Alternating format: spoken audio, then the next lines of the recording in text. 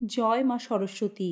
সরস্বতী পুজোর দিন হলুদ দিয়ে করুন চমৎকারী এই বিশেষ টোটকা। সঠিকভাবে নিষ্ঠার সাথে এই টোটকাটি পালন করতে পারলে পড়াশোনায় মনোযোগ বৃদ্ধি পাবে, যে কোনো পরীক্ষায় সাফল্য অর্জন করবেন, যা প্রার্থনা করবেন তাই পূর্ণ হবে। সম্মানীয় দর্শক শ্রোতা বন্ধু, 2025 সালে সরস্বতী পুজোর সময়সূচি আমাদের সে কারণে সবার আগে জানা প্রয়োজন, কারণ কোনো টোটকা পালন করতে গেলে সঠিক সময় ও তিথির দরকার। আমরা এই পর্বে সরস্বতী পুজো 2 এবং 3 ফেব্রুয়ারি এই দুটি দিনের সময়সূচি আপনাদের লিখিত রূপে প্রদান করলাম। মূল পর্বে প্রবেশের আগে সিংহরায় ডোরবেলের আজকের সনাতনী বার্তার এই পর্বে আপনাদের সকলকে আমরা স্বাগত জানাই। আশা রাখি ঈশ্বরের কৃপায় সকলে ভালো আছেন। হিন্দু ধর্মে হলুদ রং শুভ বলে মনে করা হয়। জ্যোতিষ মতে বসন্ত পঞ্চমীতে হলুদ রঙের কয়েকটি টোটকা মেনে চললে শুভ ফল পাওয়া যায়। সেই সঙ্গে মা সরস্বতীর আশীর্বাদ লাভ হয়, যে কোনো পরীক্ষায় সাফল্য অর্জন হয়। এতে পড়াশোনায় ধৈর্য বৃদ্ধি পায়, মনোযোগ বাড়ে, পাশাপাশি জীবন সুখ সমৃদ্ধিতে ভরে যাবে। বন্ধুরা, অনেক সময় খেয়াল করে দেখবেন নিজের দিক থেকে সম্পূর্ণ পরিশ্রম ও চেষ্টা করার পরেও কাঙ্ক্ষিত ফল লাভ করা সম্ভব হয় না। এর জন্য বিষয়টি এরকম নয় যে আপনি নিজের দিক থেকে পূর্ণরূপে চেষ্টা করছেন না। অনেক সময় জন্মছকে বিভিন্ন গ্রহদোষের কারণেও এই রকম সমস্যার সম্মুখীন হতে হয়। আর শাস্ত্রমতে বসন্ত পঞ্চমী ও সরস্বতী পুজোর দিনটি এতটাই শুভ একটি মুহূর্ত, গ্রহদোষ খণ্ডনের জন্য এই দিনটি অতি গুরুত্বপূর্ণ একটি দিন। মা সরস্বতী হলেন বিদ্যার দেবী। তিনি তুষ্ট হলে বিদ্যা জ্ঞান লাভ হয়। সরস্বতী পুজোয় কিছু নিয়ম মেনে পুজো করলে উপকার পাওয়া যায়। পুজো ঘরে ঘরে হয়, আবার স্কুল কলেজ সহ বিভিন্ন শিক্ষা প্রতিষ্ঠানে সরস্বতী পুজোর আয়োজন করা হয়। সরস্বতী পুজোর দিন নিয়ম মেনে অঞ্জলি, হাতেখড়ি ইত্যাদি শুভ কাজগুলি হয়ে থাকে। সরস্বতী পুজোয় মন থেকে ভক্তি ভরে প্রার্থনা করলে প্রসন্ন হন দেবী সরস্বতী। হিন্দু পঞ্জিকা অনুযায়ী প্রতি বছর মাঘ মাসে শুক্লপক্ষের পঞ্চমী তিথিতে সরস্বতী পুজো পালিত হয়। মাঘ মাসের পঞ্চমী তিথিতেই দেবী সরস্বতী প্রকট হয়েছিলেন।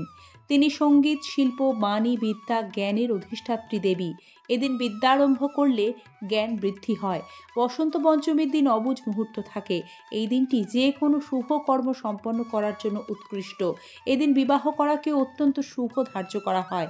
এছাড়াও এদিন অন্য যে কোনো নতুন কাজে শুভ সূচনা করা যায়। বসন্ত পঞ্চমীতে সরস্বতী পুজোর সময় বিদ্যার দেবীকে প্রসন্ন করার জন্য একাধিক জিনিস অর্পণ করা হয়। এদিন যে জিনিসগুলি সঠিকভাবে অর্পণ করলে তিনি প্রসন্ন হবেন, এবারে একে একে বিস্তারিত জেনে নিন সেই সকল বিষয় সম্পর্কে। বন্ধুরা, সরস্বতী পুজোর দিন সকালে উঠে প্রথম যে কাজটি করবেন তা হলো নিজের হাতের তালু এইভাবে একসাথে করে তার দিকে তাকিয়ে করাগ্রে বসতে লক্ষ্মী, করমধ্যে সরস্বতী, করমূলে তু গোবিন্দ, প্রভাতে কর দর্শনম, এই মন্ত্রটি 3 বার উচ্চারণ করবেন। করের অগ্রভাগে ঐশ্বর্যের দেবী শ্রী লক্ষ্মী বাস করেন, করমধ্যে জ্ঞানের দেবী সরস্বতী বাস করেন এবং করমূলে গোবিন্দ পবিত্র চিন্তারূপে বাস করেন। জ্যোতিষমতে এই মন্ত্রটি নিয়মিত সকালে ঘুম থেকে উঠে উচ্চারণ করলে একজন ব্যক্তি জীবনে সর্বকার্যে সফল হয়। সরস্বতী পুজোর দিন সন্ধ্যাবেলা একটা বট পাতায় যজ্ঞ ডুমুরের ডাল দিয়ে চন্দন এবং আলতা মিশিয়ে নিজের কোনো মনস্কামনা থেকে থাকলে তা লিখবেন। তবে সেক্ষেত্রে যে কোনো একটি মনের ইচ্ছাই লিখতে হবে।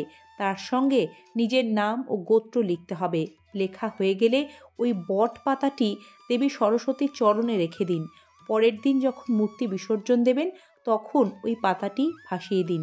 এই কাজটি করতে পারলে আপনার দীর্ঘদিনের কোনো মনস্কামনা থেকে থাকলে তা পূর্ণ হয়। সরস্বতী পুজোর দিন হলুদ কলা, হলুদ ডাল, হলুদ রঙের পোশাক কোনো অসহায় দুস্থ মানুষকে দান করলে মা সরস্বতীর কৃপায় আপনার সন্তানের পড়াশোনার ভাগ্য ভালো হবে। তাই সরস্বতী পুজোর দিন এই জিনিসগুলি পারলে দান করবেন। জ্যোতিষমতে মা সরস্বতীকে সরস্বতী পুজোয় হলুদ রঙের মিষ্টি অবশ্যই নিবেদন করতে হয় এবং পুজোর পর সেই মিষ্টি 7 জন কুমারী মেয়ের মধ্যে প্রসাদ হিসেবে ভাগ করে দিলে মা সরস্বতীর কৃপায় জন্মছকে থাকা বহু গ্রহদোষ খণ্ডন হয়। সরস্বতী পুজোর দিন দ্বিমুখী প্রদীপ জ্বালিয়ে সরস্বতী কবচ মন্ত্র জপ করলে উপকার পাবেন। বসন্ত পঞ্চমীতে দুধের মধ্যে হলুদ মিশিয়ে সেটা প্রথমে মা সরস্বতীর পায়ে ছুঁয়ে তারপর নিজের গায়ে লাগালে দাম্পত্য কলহ দূর হয়, দাম্পত্য জীবন মধুর হয়।